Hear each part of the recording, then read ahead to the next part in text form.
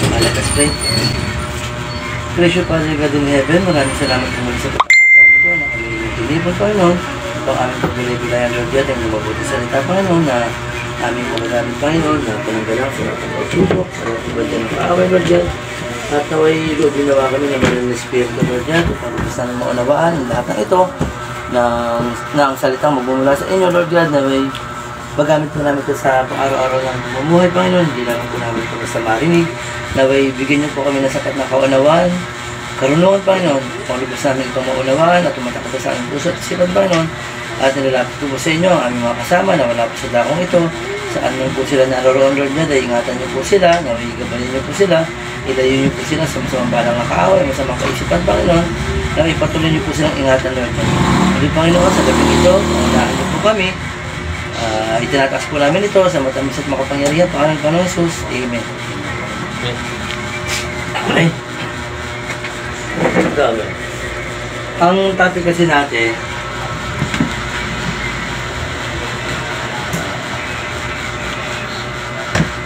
kasi sakto sana sa kanila to eh. The way to level up. The way to level up. May idea ba kayo kung ibig sabihin ng the way to level up? Level up. Ikaw kuya, anong intindi mo dun sa level up? Yung pagkaintindi ko sa level up, yung higitan mo pa. Kung ano yung kakayahan mo, dapat higitan mo pa. Lagpasan mo pa. Sa akin ba yung pag-improve? Yes, sama. Sama. Kasi totoo yun. Kasi, kunyari, ito yung kakayahan mo. Kumbaga, kailangan mo mag-improve. Yan. Kumbaga, sa spiritual naman, kunyari, sabi nga ni Pastor kumbaga, ang pag-level up kasi, hindi yan basta-basta na, kaya nasa CG ka, cell group ka, nasa church ka, nagbubuhan friend ka, kumbaga, sa loob ng cell group, kumbaga, hindi ka dapat maging tagapakinig lang. Yan. Ito yung sinasabi ko lagi, sa kasama ko lagi dito. Kumbaga, huwag nating hayaan na habang buhay tayong tagapakinig, kumbaga, yung sinasabing level up is, naging ka, tapos magiging disciple ka. Ito, disciple na. Disciple, tapos mag-level up ka, magiging leaders ka, tapos level up ulit, magiging leaders ka. Parang ako mo, dati akong nasa kung ano-ano lang, tapos naging ako ni chairman, naging disciple ako, tapos ngayon, isa na akong leader. Kumbaga, hindi ko alam kung saan pa ako dadalhin nung itong ginagawa ko yun. Kung saan man ako dalhin ni God, continuous lang. Ayun yung nasabing level up. Kumbaga, huwag natin hayaan na lifetime tayo tagapakinig lang. Dapat sikapin natin na matuto tayo ng gusto. Sikapin natin mag-improve pa tayo. Kahit sa lang aspeto naman yan para sa trabaho. Kunyari, ako sample ko sa akin, hindi ko hayaan na mag-stay lang ako ng nagpapak lang, o kaya nag-inspect lang. Kumbaga, gagawin ko yung paraan, gagawin ko yung best ko. Maging isang team leader ako, maging lead man ako, kumbaga, sa trabaho parang gano'n, di ba? Kunyari, sa pagiging rider, lalamove rider ka, kumbaga, hindi ka lang basta-basta lalamove rider. Diba? Kumbaga, dyan time na, bukod sa, magiging part-time mo lang yung lalamove magkakaroon ka ng business, small business mo, magaganon yun. Kumbaga, mag-stay kung ano yung meron ka. Siyempre, makukuha mo lahat ng yun, siyempre, sa pananalangin, sa Panginoon. Kasi siya lang naman yung magbibigay nun Hindi natin makukuha yun sa sarili natin kakayanan. Diba? Basahin natin sa ako na magbabasa mga bro. Yung memory verse natin. Ang memory verse kasi dito ay mga taga-Pilipos, chapter 2, verse 5 to 10. Ako na magbabasa. Number 5. Naway magkaroon kayo ng kaisipan na tulad ng kay Kristo Jesus. Kahit siya ay likas at tunay na Diyos, hindi niya ipinagpilitang manatiling kapantay ng Diyos. Sa halip kusa niyang hinubad ang pagiging kapantay ng Diyos at naging katulad ng isang alipin, ipinanganak siyang tulad ng mga karaniwang tao at nang si Kristo'y maging tao, nagpakumbaba siya at naging masunurin hanggang kamatayan, maging ito man ay kamatayan sa krus. Diba? Diba ang sinabi dito sobra-sobra yung pagpapakumbaba ni Jesus Christ. Diba? Kristo yung pagiging kapantay niya yung Panginoon Baga nagpakababa siya, ibinaba niya yung sarili niya para maabot yung mga tao, para mailigtas sa kasalanan. Diba? Number 9, at dahil dito siya ay lubusang itinaas ng Diyos at ibinigay sa kanya ang pangalang higit sa lahat ng pangalan. Number 10, sa gayon, sa pangalan ni Jesus ay luluhod at magpupuri ang lahat ng nasa langit, nasa lupa at nasa ilalim ng lupa. Diba? Tignan nyo Diyos na yon, pero nagpakababa pa siya. What if tayong tao pa kaya? Diba? Kaya talaga lagi ko sinasabi sa inyo yung pagiging humbleness. Yung humility. Yan yung humility kasi humble yan. Napakalaking bagay niya. Alam nyo, kung kayo mapagpakumbaba, ano yun kung yari may nakaaway kayo, hindi nyo siya papatulan. Magiging humbleness kayo, magpapakababa kayo. Kumbaga, ibababa nyo yung sarili nyo kahit alam nyo naman tama kayo. Kasi hindi naman nagiging kababaang, hindi ka naman manliliit kung magpapakababa ka Kung tatanggapin mo, okay na to, ganyan. Diba? Sabi nga, kapag iwas sa gulo ay hindi isang karuwagan Bagkus yung katalinuhan pa yun. Kasi diba, hindi mo siya pinatulan, ibig sabihin, na-save ka sa kasalanan. Kasi kung pinatulan mo siya, iyak yung kasalanan na yun. Kasi baka kung ano pang masabi mo sa kanya hindi maganda. Nakakapagsalita ka pa ng hindi maganda rin. Diba? Ang topic number 1 natin ay topic number 1. Have the spirit of surrender. Ito yung spirit of surrender.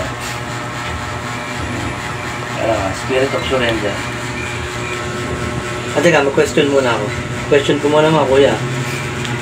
Bakit mahalaga na tayo ay nagle-level up? Sa tingin niyo bakit? Bakit tayo mahalaga na tayo ay nagle-level up? Siguro para sa akin, kailangan natin mag-level up para mas may share pa natin sa mas nakakarami. Yan, tama sabi ni Kuya Joe. Kasi, pag hindi ka kasi magle-level up, naka-stay lang sa'yo. Yung naririnig mo, nasa iyo lang. Pero kung magle-level up ka, tama yung sinabi mo kuya, maibabahagi mo yun sa kapwa mo, sa pamilya mo, sa kaibigan mo, sa mahal mo sa buhay. Yan. Isang napakaganda, isa sa mga ano yun Diba isa sa mga way nyo pang nag-level up ka, hindi ka maiiyak na mag-share ng ulo ka. Ikaw bro? Para sa akin, boring.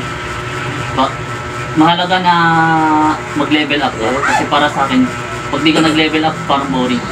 Kasi kung ano ka, araw-araw ganun ka lang Hindi ka tulad ng pag nag-level up ka, may bagong challenge. Yes. Ganun. Yun, tama sinabi ni Bro Alfred, no? Diba? Totoo yun kasi, pag hindi ka nag-level up, naka-maintain ka lang doon, mas tagapakinig ka. Kasi tayo mabola, kasi talagang ganyan ka lang, tagapakinig ka lang, right time kang ganyan. Hindi ka tulad pag nag-level up ka, totoo yung sabi niya. Kasi habang nag-level up ka, habang lumalapit ka sa Panginoon, yung challenge na andyan niya. Yung pagtaas, yung paglapit mo sa Panginoon, yung challenge pa palapit sa'yo, alam mo na yung paano i-handle yan. Kasi may God na tayo. So tayo, bakit ka mag-level up? May God.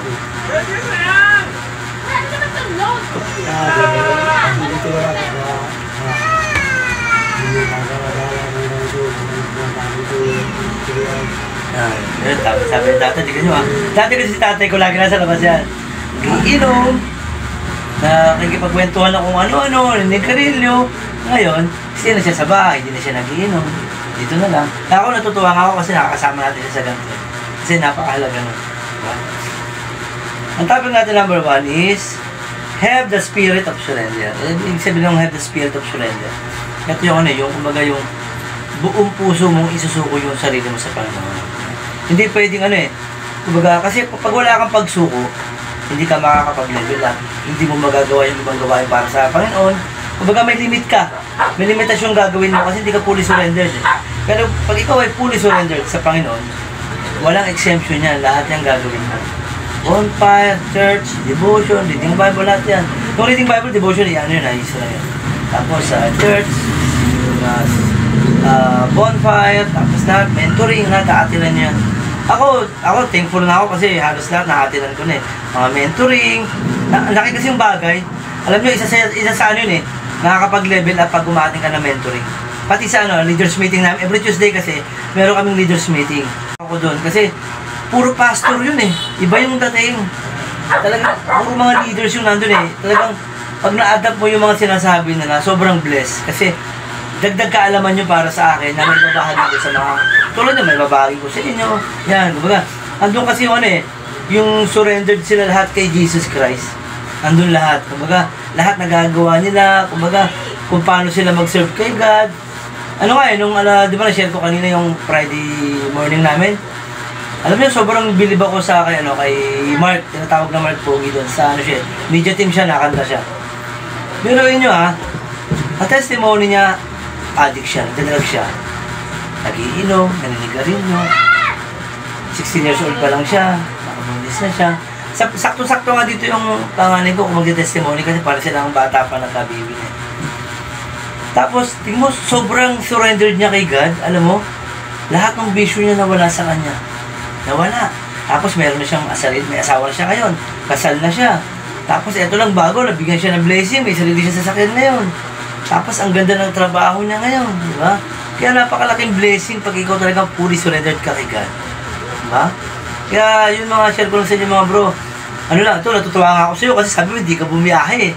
Alam mo, tuwan-tuwa si God at mga laksa-laksang anghel yung natutuwa kasi binigyan mo ng oras siya. Kumbaga, kasi yung biyak kung sakaling babiyahe ka ngayon, kasi siya rin naman magbibigay nun sa iyo eh. Pwede ka niyang hindi bigyan ng maraming booking, ito lang yung booking mo kasi hindi mo ako inuna.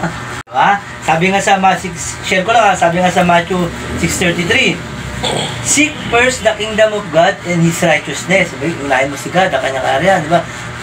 And all these things shall be added unto you. Sabi, pag inuna mo si God, yung buong pagpapala is ibibigay niya sa iyo.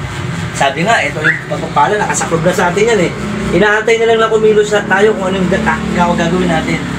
Kapag sumunod tayo, yung pagpapala bubuhos yan. Siksikin dito ka po pa yan. Diba? Number 2, accept correction from your mentor. Ito yung pinakamabigat sa lahat eh. Yung pagtanggap ng ano, yung correction pag nagkamali ka. Para sa magulang yun eh. Pag pinagsabihan ka ng magulang mo, di ba? Pag kabataan, di ba? Pag pinagsabihan ka ng magulang, di ba? Ito yung mabigat dito, yung accept correction from your mentor. Mentor, katulad ng isang magulang, tatay natin. Ako wala pa ako sa ganitong gawain nun. Pero nakinig ako sa tatay ko. Sabi kasi sa akin ng tatay ko noon, bata pa ako. Di bali ka na, although medyo ano naman kasi, di bali ka na mag-inom, huwag ka lang manigarilyo. Tinandaan ko yun, kaya simula noon hanggang ngayon, hindi ako ninigarilyo. Kumbaga, nakinig ako sa kanya. Kumbaga yung pagkukulang sa kanya. Kumbaga, tayo, bilang anak, bilang mga magulang, kunyari, mga anak tayo, sumunod tayo sa magulang natin. Kasi hindi naman magpapayo yung magulang na ikasasama ng anak eh. Diba? Sa mentor naman, kunyari ako, advice ko kayo na lagi kayong mag-cell group, kumating kayo ng mga gawain para sa Panginoon. Napakalaking bagay nun. Kumbaga, napakalaking blessing nun sa inyo. Blessing sa akin yun kasi naibahagi ko sa inyo. Although at sa inyo din, the same time, sobrang blessing din sa inyo nun kasi marami kayong matututunan, magkakaroon kayo ng sapat na kaalaman, karunungan na nagmumula kay Jesus Christ. Yan, di ba? Ikaw, kuya, tanong ko, ano ang ibig sabihin ng surrender life? Ikaw, sa buhay mo, kailan ka nag-surrender? Kailan ka sumurrender? Siguro nung napunta ako sa gawain ng pagsa-cell group at yung nakilala ko yung Biblia, unti-unti kong nasusurrender yung sarili ko, tapos unti-unti ko natuturuan yung sarili ko na paglaanan ng panahon at time yung cell group. Hindi ko man sa ngayon mapapangako na full surrender na, pero ang nagiging nangyari kasi sa akin, nagugulat ako mismo sa sarili ko kung bakit ko ginagawa. Paunti-unti man, at least alam ko sa sarili ko na binibigay ko yung best ko para mabago ko yung sarili ko. Amen. Tama yung kay Kuya Joel. Tama naman yung kay Joel kasi totoo yun. Kasi yung pagbabago kasi hindi yan magic. Yung pagsumuko ka kay God, mabait ka na, mabuti ka na, hindi. Kumbaga, yun yung tinatawag ng ladder of success. May transformation doon. Yung sinasabi nga ni Pastor na mawiwin ka, may disciple ka, may leader ka. Yan. So bro, ano ibig sabihin sa'yo ng surrendered life? Yung 100% na nasa gawain ka talaga. Pero hindi ko masabi na surrender na. Pero konti-konti na ano ako ng gawain. Cell group, Sunday service, bahay. Yun, tama na. Tama naman yung mga sinabi nyo. Kasi tama yun kasi totoo yun. Yung pag nag-surrender ka pag-surrender life ka kasi kay God. Kumbaga, lahat ng gawain para sa Kanya is lahat ng gagawin. Eh, although ngayon kasi nasa process na tayo. Kumbaga, unti yan. Unti-unti yung pagbabago yan. Tandaan nyo hindi kayo yung makakapuna ng pagbabago nyo, kundi yung ibang tao. Ibang tao makakapansin yan, hindi kayo. Ibang tao makakapansin yan. Diba? Number 2. Ito na pala, yung number 3 na pala tayo. Number 3. Embrace the process of molding and training. Ito na, embrace yung process. Ito kaya naghihikayat ako ng ng Life Plus. Alam mo ba yung Life Plus sa CGS? Ako. Kasi yung Life Plus kasi yan, dinaanan ko yan. Life Plus, Soul 1, Soul 2, Soul 3, tapos na ako. Nag-aantay na lang kami nila chairman ng ministry, class of ministry.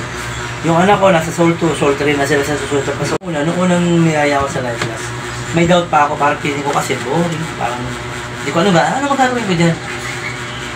Yun. Pero nung nasubukan ko siya, sobrang enjoy. Sobrang na-enjoy ko siya kasi bukod sa marami ako nakilalang tao, mas lumawak yung kaalaman ko, mas natuto pa ako, mas nalaman ko pa yung kaalaman kung tamang pagsunod kay God. Basta marami kang matututunan hanggang sana Soul 1 na, Soul 2, Soul 3. Ano yun ang pinakamabigat dyan yung Soul 3. Kasi ang daming assignment niyan. Diyan din ako natuto magbasa ng Bible. Kasi daily yun Although minsan nakakasablay ako ng pagbabasa, andyan yung magre-research kayo, tapos magbabasa kayo ng Bible, may mga assignment, pero may enjoy nyo siya.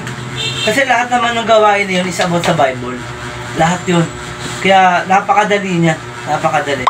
As alam niyo, share ko lang sa inyo, nung nasa process ako ng Life Plus, parang Soul 1 yun Pero kung may activity, kumbaga last day namin, Soul 1, activity, may isang basong tubig, tapos yung papel na bond paper, hinati namin sa gitna. Yung sa una, pinasulat sa amin kung ano kami nung una. Kung ano kami dati. Kung anong pagkatao meron ako dati. Sulat.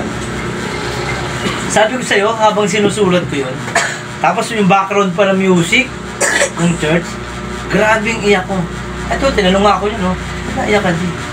Grabing iyak ko nun habang nagsusulat ako. Hindi ko alam kung bakit. Siguro, doon sila sabi nila sa akin, nag-dwell yung Holy Spirit.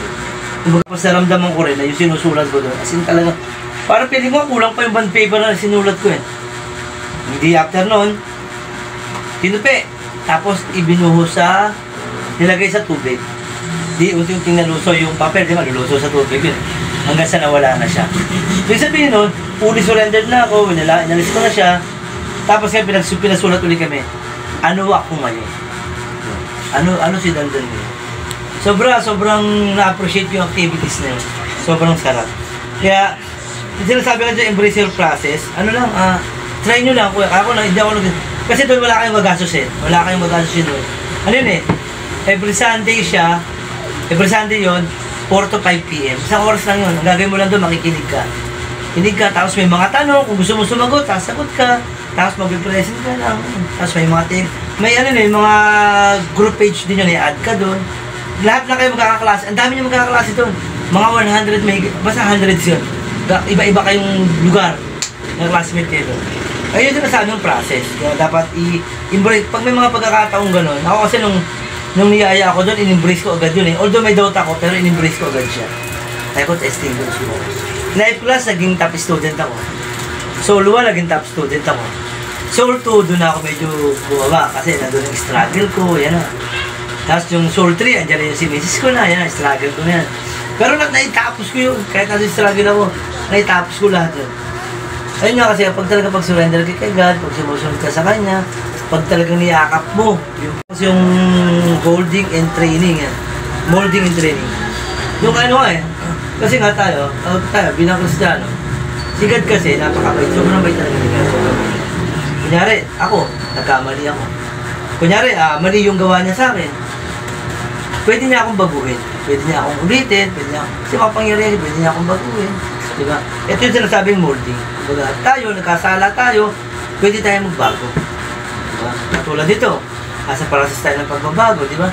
Totoo lang, napakasarap sa pakiramdam ng ganito. Yung every Saturday, totoo lang, every weekdays, pati ng Saturday na pala yan. Bago tayo mag-set ng ganito, nag-review ako niya, nire-review ko yung mga video. Kaya sinasend ko yung video dun sa GC natin, para mapanood nyo, mas maganda yung kwento, mas maiintindihan nyo lahat. Ando kasi lahat yun. Diba? Number 3 na pala, ng molding and training. Question. Paano ka tumutugon kapag ikaw ay dumaan sa correction?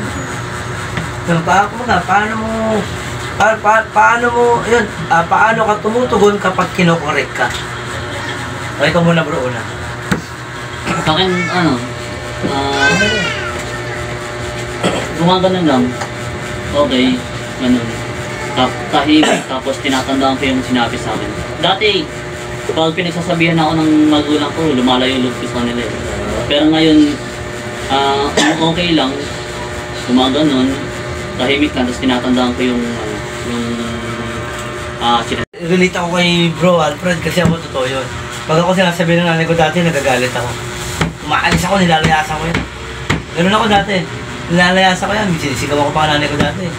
Umaalis ako yan, lumalayas ako yan. Diba? Baga, wala akong pakialam sinasabi niyo. Pero ngayon, siyempre, iba na tayo ngayon eh. Baga, pag nagsalita yung nanay ko, ikaw. Bisa, pag ako napapachip, nakakalimot ka na naman. Hindi, lang ito, madali. Andyan. Kaya tandaan nyo, yung correction kasi, blessing yan. Tandaan mo pag ikaw hindi ka na kinausap ng magulang mo, magtaka ka na. Pag wala nang pakialam sa'yo yung mentor mo, yung magulang mo, magtaka ka na. Kasi, pag nawala nang pakialam sa'yo yan, ibig sabihin yan, wala na silang pakialam sa'yo kung ano man yung mangyari sa'yo. Kaya hanggat may nagkukorek sa inyo, magulang, mentor, hanggat may nagkukorek sa inyo, i-adapt nyo yung adapt niya. Kasi nga sabi ko sa inyo, correction is a blessing. Sobrang blessing niya kasi kung bagay pagkakamali mo, maitatama mo siya. Kasi kinorek ka eh. Dapat na ito. Yan. Diba? Ikaw kuya, paano ka tumutugon kapag ikaw ay dumaan sa correction? Sa akin kasi lalo na pag kinokorek ako ng mga magulang ko, syempre andun yung respeto ko talaga sa nanay tatay ko. Pero kung alam ko naman talagang mali, tumatahimik pa rin lang ako. Hindi ako sumasagot talaga. Ayun lang. Tama naman yun. Hindi ka sumasagot, hindi ka umiimik. Pero andun, kumbaga dapat yun, damdamin mo yung sinasabi nila. Wala naman kasing magulang na magsasalita yan dapat sa anak. Hindi yan magsasalita ng ikasisira ng anak. Diba? Ikaw kayo Bert, kasi ito yung hindi ko alam naman din. Paano ka tumutugon pag kinokorek ka? Siguro sa akin kuya, siguro lahat naman tayo dito or lahat naman ng nagsimula sa buhay bago magbago is yung lahat ng mga correction na naririnig natin mula sa magulang, mula sa kaibigan is parang nagalit tayo syempre. Kasi kinokorek tayo eh.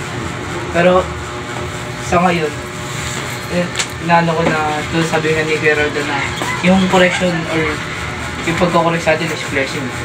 Kasi isipin mo na lang kinokorek ka nila para hindi ka tumuloy sa daanan na tinatawag mo or dun sa tinatawag mong daanan na walang kapupuntahan. Kasi sabi ni Geraldo, diba? Dapat yung correction is dapat ina-adapt natin, hindi dapat natin tinatapon. Kasi sabi sa Bible yun eh, na mangmang ka, diba? Kasi pipilitan mo yung mali sa kumbaga nilalaban mo yung mali sa tamang sinasabi sa'yo. Kaya dapat, ayun yung pagtugon ko na ina-adapt ko and iniintindi ko na yung lahat ng mga correction sa akin para ikakabuti ko rin. Kami sabi Yes, Ken. Gilbert, no, yung correction talagang dapat ano yan, alam ko yan kasi Amen. para sa'yo yan eh. Pag kinorek ka ng magulang mo, ng mentor mo, para sa'yo yan. Kumbaga napaka-blessing niya kasi magkakaroon ka ng alaman na malalaman mo na yung ginawa mo is mali. Diba? Kaya ang sinasabi din ni Gilbert na ano eh, yung pag yung nagmatigas ka, yung sinasabi na yung kapag pinanindigan mo yung sarili mong kakayahan, hindi ka nakinig sa correction ng iba, hindi ka nakinig sa correction ng magulang mo, ng mentor mo, kumbaga pinanindigan mo yung sarili mong kakayahan, hindi, ito, tama ito, ganyan. Tawag doon is mangmang. Yan, tawag niya kamangmangan niya. Hindi tunay yan na karunungan. Hindi yan tunay na kaalaman, tawag diyan is mangmang. Pero tay, pag kinukorek ka namin magkakapatid, anong naiisip mo? Pag pinagsasabihan ka namin? Sinasabay lang kasi ng mga hindi na naisip naman. Kasi, si tatay ko kasi makulit din eh. Kami naman, pinagkasabihan namin siya. Oo, tigilan nyo na yan, huwag nang ganito, huwag ganyan. Nakikinig naman siya, kalat tumatig niya. Tignan nyo ha, 77 na kasi si tatay ko kaya yung kakulitan nandun na yan. Sino yung tatay namin? Ayun na, kwento na. Kailangan alas 6 ng hapon ngayon. Sa bahay. Kaya sabi siya, mas mabigat yung pagkukorek ng magulang dati. Kasi ako, experience ko, gumano lang yung nanay ko. Psst! Tarantana ako niyan. Ngayon hindi eh. Pag tinawag mo yung mga anak, kaya, wait! Diba? Buwit lang mga anong bata ka rin ako. Kaya mas mabigat yung correction dati ng mga magulang. Hindi. Pero sa ngayon naman, kapag meron ka na talagang nalalaman about kay God, kumbaga surrendered na yung life mo kay God, eh talagang yung correction is matatanggap mo talaga. Sobrang, kasi alam mo eh, alam mo kung anong dulot ng correction sa buhay mo. Diba? Nasa pantalong dito eh.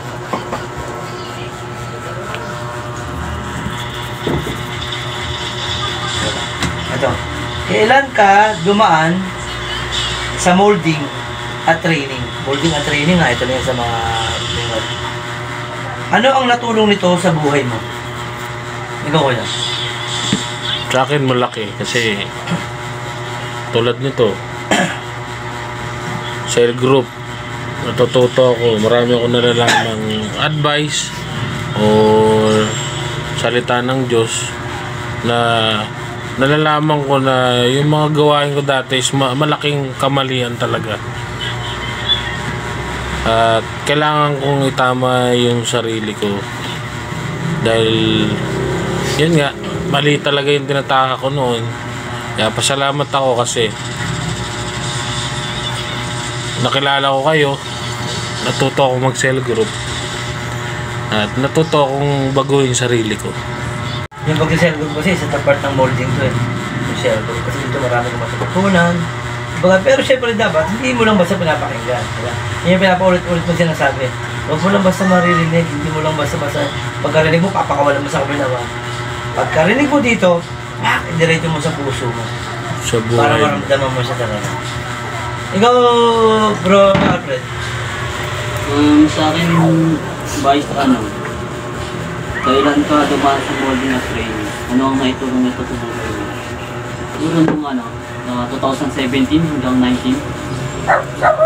Kilala mo si Kuya Dave Peñac daw? Vice?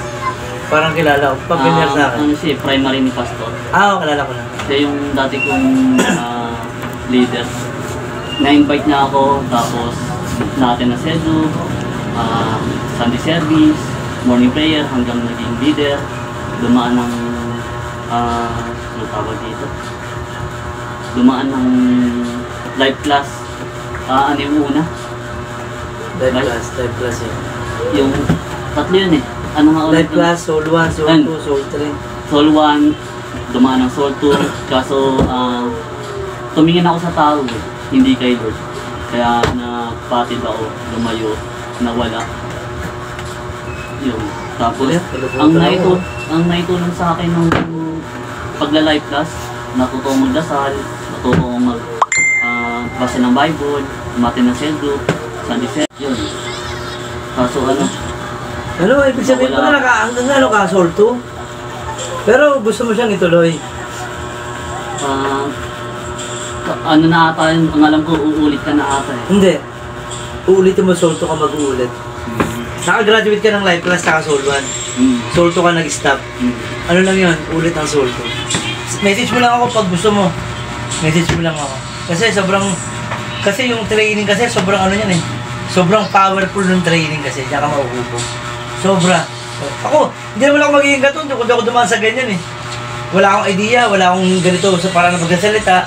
Madaldal ako. Pero yung ganitong lakas ng loob na magsasalita sa harap ng mga tao, wala ako niyan. Pero nung pumasok ako sa training, pumasok ako sa discipleship, diyan ako natutong magsalita sa harap ng maraming tao, mag-prayer sa harap ng event, malaking event. Nag-prayer ako sa harap ng malaking event. Sa mga opening ng liga, nag-prayer ako dyan. Tapos, ilang beses ko lang naranasan yung mag-testimony sa harap ng maraming tao. Kung ko testimony, kaya kinakapasok. Late ka na nagsabi. Testimony ko na kami, 350 kami sa loob ng Zoom. Yun ang pinaka-matibay kong testimony kasi ang dami talaga. Tapos may nag-message sa akin na, grabe ka, kuya, pinaiyak mo ako. Yan. Tapos sa message doon, bro, nagbasa yung message sa Zoom, bro, yan. Tapos nag-message sa akin si Sir Rocky, maraming si Rocky. Kuya, salamat sa powerful na testimony mo, ganyan. Maraming na-bless. Ako natutuwa ako kasi sa testimony ko, maraming na-bless. Kumbaga, nalaman nila, ready din na sila. Kung sakaling dumaan man sa kanila yung pagsubok na naranasan ko, ready na sila. Alam nila yung dapat gawin, alam nila kung paano nila lalagpasan. Siyempre, may God nga. Hindi na si God, diba? Kaya, nagulat ako na, sa Soul 2 ka pala. Basta message mo lang ako pag gusto mong ituloy. Soul 2 lang. Sige ba? Ikaw, Benjibert. Siguro sa akin din yung in-invite din ako. Siyempre lahat naman tayo in-invite. Totoo yun. In-invite ako ng kaklase ko yun. Sobrang bata niya pa nun. Siguro, 11. And leaders ka. Siyempre ako, nandun na yung yung hindi ganun ko, pero hilig ko talaga yung salita ng Panginoon dati. Na-influensyahan na. And, siyempre ako, sumunod ako. Pero, alam mo yung paikli natin yung kwento na yung leader ko na yun is, siyempre, hindi sa pag-ano, pero nakulangan siya sa tibay na pananampalataya. Bumagsak yung pananampalataya. Hanggang ngayon, pero pwede siya, and thankful ako sa kanya kasi siyempre, ginamit siya na way para mapunta ako sa mabuti or mapunta sa Panginoon. And, dun sa and yung pagkatapos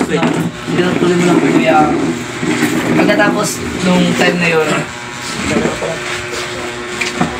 alam mo yung biglang di lang bumagsak yung sarili ko nun. Kasi thankful pa rin ako kasi nung pagkawala ng leader ko is andun yung pumalit na sobrang primary na si Kuya David. Di ba kilala din ng si Kuya David? Sobrang thankful ako kasi alam mo yung pabagsak na yung pananampalataya pero bigla niya sinalog kasi para ibigay niya sa Panginoon.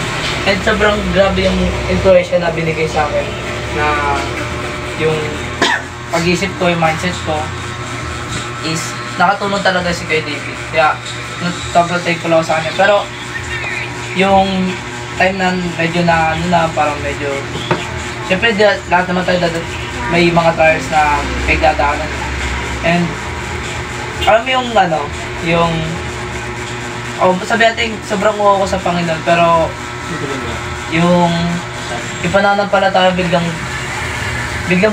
parang humina siya yung kasi tinanong ko ni Kuya David na ikaw Bert, bakit hindi mo i-try na maging leader? Tapos alam mo sa isang tanong na yun is parang umano yung sarili ko na kaya ko ba? Or ma-handle ko ba na maganda?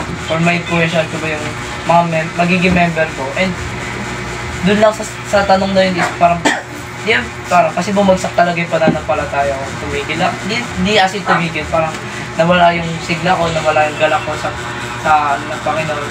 And nung time na i-invite naman ako sa church ko ngayon na sobrang grabe pa lang na hindi ako inayaan ni God na may stay doon na habang wala ako na hindi ako masama, hindi ako inayaan na ni God na mapunta pa uli sa masama. Kasi binigyan niya ako ng way para i-invite doon sa alam mo parang sobrang blessed ko kasi mas naging malago ko and mas hindi ko na iniisip na kung makaya ko bang mag-lead or kaya ko bang gawin to kasi sobrang grabe yung naitulong sa akin.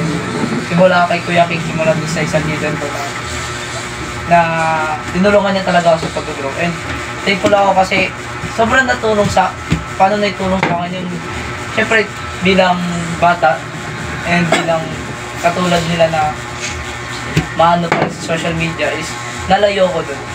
And thankful ako dun kasi yung mga sabi natin hindi ko na kinaingitan ko pero kasi mali yung kinaingitan ko pero gusto ko maging sila. Na kasi yung mga kasamahan ko sila Kuya Weasley, sila Kuya Jesse, kilala naman natin ni Kuya Johan. Kasi marami, naging primary na sila ngayon. Pero blessed ako sa kanila kasi nagpatuloy sila. And nagulat din ako kasi blessed din pala sila sa akin. Kasi chinat din ako kay Weasley na gusto niya ako usapin. Siguro doon na sa action namin para sa Diyos. And blessed ako kasi binigyan ako ni God sa mga tao na yun. And nakatulong sila sa buhay ko, hindi na sa physical, kundi sa spiritual. So, yun. Malaking bagay talaga yung yung sa mold, nagpapa-mold ka. Ito yun. Kasi ako din, nung one time na inalok ako na chairman na mag-leader na ako, hindi ko siya tinanggap. Siguro kung tinanggap ko yun, hindi ko kayo hawak. Hindi ko kayo kilala. Kung tinanggap ko yun, hindi ko kayo kilala. Ibig sabihin, siguro, may ibang pinapagawa sa akin sila. Para makilala ko kayo, para magkaroon tayo ng share ng bawat isa. Kumbaga, siguro parang feeling ko na, huwag ka muna dito. Meron akong ipapakuha sa'yo. Parang gano'n, parang feeling ko. Kaya siguro kayo naririto ngayon. Kaya lagi kong sinasabi sa inyo, i-recap ko lang kasi wala sila kanya. Recap ko lang. Ang topic kasi natin is yung the way to level. Magsabi kasi ng the way to level up. Ito yung sinasabi ko pa ulit-ulit sa inyo. Pag nasa gawain kayo ng Panginoon, kahit ano pa yan, huwag kayong manatili na tagapakinig. Hindi pwedeng tagapakinig lang, dapat sikapin yung, diba, tagapakinig. Pagkarinig mo, itanin mo sa puso. Tapos huwag mong hayaang na habang buhay ng tagapakinig, sikapin mo, pangarapin mo maging leader ka. Leader na umawag. Sa totoo lang ako, ayokong lifetime tayo magkakasamang ganito eh. Ako, hanggat maaaring ayoko isang taon, gusto ko may hawak na kayong sarili nyo, gusto ko ayoko, hindi naman sa ayoko na kayo makita. Kumbaga, kasi parang kumbaga kasi, pag hindi kasi kayo kung hindi kasi kayo mag-level up, parang feeling ko, mahina pa yung pananaw. Especially sa Bible. Entertaining yung kwento ng Bible, hindi siya boring. Tapos may mga lesson din sa buhay. Tapos masaya din kasi bukod sa may di-discuss sa harap, pagkatapos ng discussion may Talungan, activities, may bonding yung magkakasama. Ayun, napakasarap kasi doon. Kasi hindi ka lang, kunyari pumasok kayong apat. Hindi lang kayong apat nandun. 100 mahigit ko na nandun kayo sa loob. Nandun kayo nung, manonood na kayo ng video nun, naka-live yun live. Nandun kayo lahat, pero magpe-present kayo nun. Present, kung anong, ako kasi Second Corinthians ako batch Second Corinthians, pastoral na public present. Tapos, makinig kayo ng live. Dapat, take note pa, mag-take note kayo nun. Ballpen, lapis, ballpen, tsaka notebook. Take note kayo kasi, pag nag-question yun, naka-ready kayo. Tsaka dapat nakapokus kayo. Dahil sasabi dapat nakapokus kayo. Tapos, basta masaya siya. Ako kasi nung unang ko talaga, expect ko, boring siya. Pero nung natry ko siya, sobrang enjoy. Sobrang enjoy ko. Ako, tumatawang ako mag-isa, nag-live ako. Tumatawa ako mag-isa eh. Kumbaga na-enjoy ko siya. Sobrang na-enjoy ko yun. Sobrang na-enjoy ko. Ito yung sinasabing process of molding and training. Ang mabigat kasi dito, wala kasi kayong sariling cellphone. Yun ang mabigat doon. Pero ito mabigat kasi ninyo, tapos si Kanyete. Si Kanyete kasi walang cellphone yun. Pero pumasok ng live lang si Kanyete. Alam niyo kung paano? Pupunta siya dito sa bahay. Sa isang cellphone, dalawa sila nagla-live. Diba? Kaya sabi ko nga sa inyo, kung talagang ikaw ay surrender kay God, kung talagang nakapokus ka sa Kanya, kung talagang gusto mo sumunod sa Kanya, walang ahadlang dyan. May paraan sa lahat ng bagay.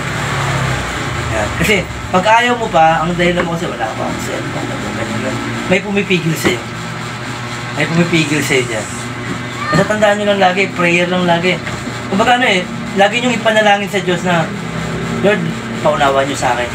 Paunawan nyo sa akin kung ano dapat. Basta higi kayo ng guidance. Hindi kasi pwedeng yung sarili nyo kakayahan yung gagawin nyo. Hindi pwedeng yung sarili nyo kaalaman yung gagamitin nyo. Kasi, walang kapakinabangan yan. Kumbaga kamangmangan yan. Kasi si God lang naman bibigay nyo.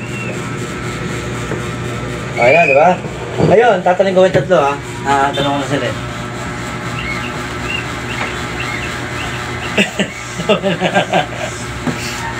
Ito na lang.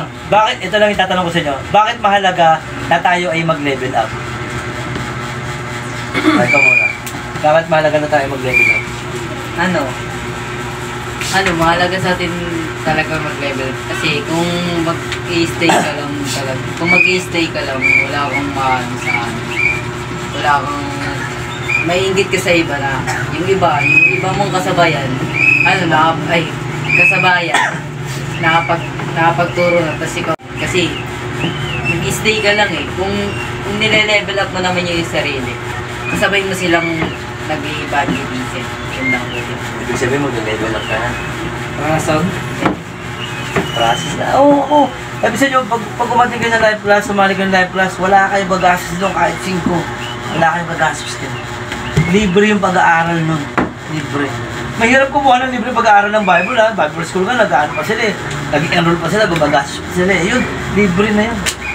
Tapos sobrang blessed pa. Na kuya? Mas muna kaya.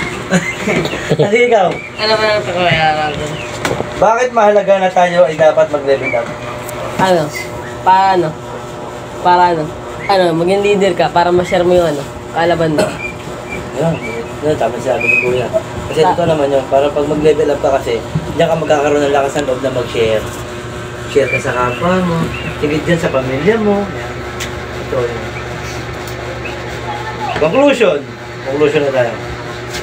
Conclusion. You can be a better person if you are humble enough to accept the process of building your life.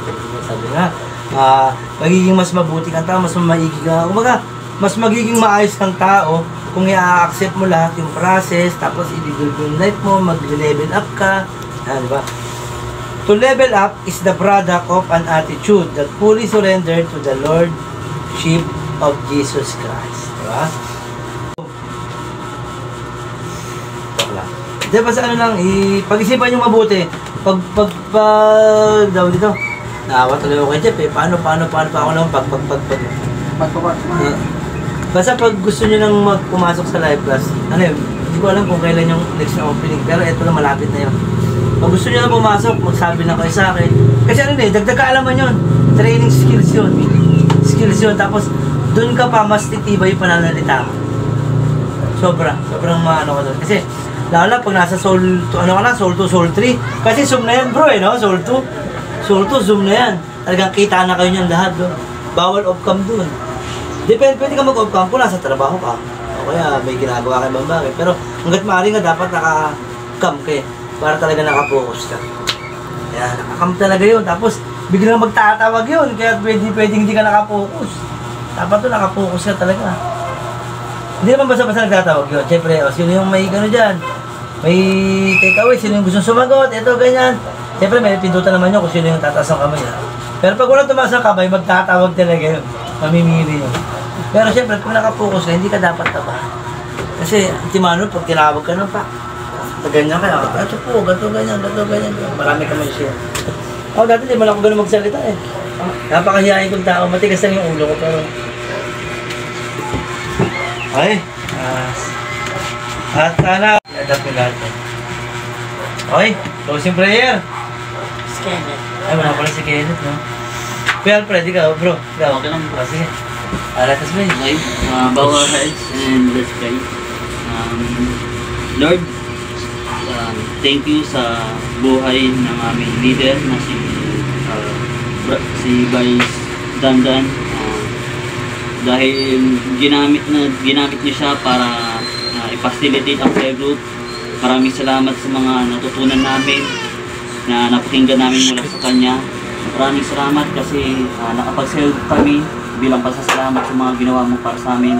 Maraming salamat kasi iningatan mo yung bawat isa sa amin. Nandito kami, hindi kami na aksidente o kung ano.